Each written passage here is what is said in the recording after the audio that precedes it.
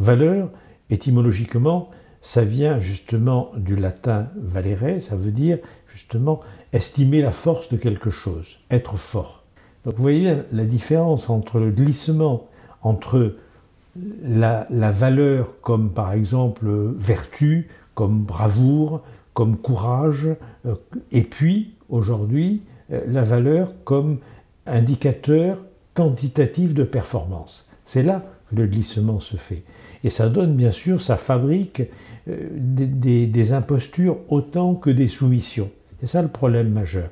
Pour être très concret, par exemple, prendre des exemples très concrets. Aujourd'hui, l'évaluation d'un universitaire, d'un enseignant-chercheur, va se réaliser non pas en fonction de la qualité de ses enseignements ou de sa valeur, je dirais, d'orateur, ou de son souci d'insérer les étudiants dans des réseaux professionnels leur permettant de trouver un emploi.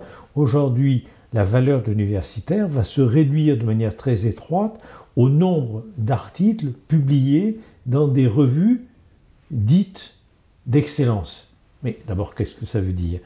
Nombre d'articles, ça veut dire que tout se passe comme si la qualité devenait une propriété émergente de la quantité, comme disait le philosophe médecin Canguilhem. Regardez, en décembre 2013, le prix Nobel de physique, Peter Higg, il déclare « Aujourd'hui, je n'aurai peut-être pas de poste universitaire, je serai considéré comme pas assez publiant. » Vous vous rendez compte de l'aberration? Un prix de Nobel qui finalement ne serait pas recruté sur un modeste poste de professeur d'université parce qu'il n'a pas le nombre d'articles voulus dans des revues d'excellence. Des revues d'excellence, c'est quoi les revues d'excellence?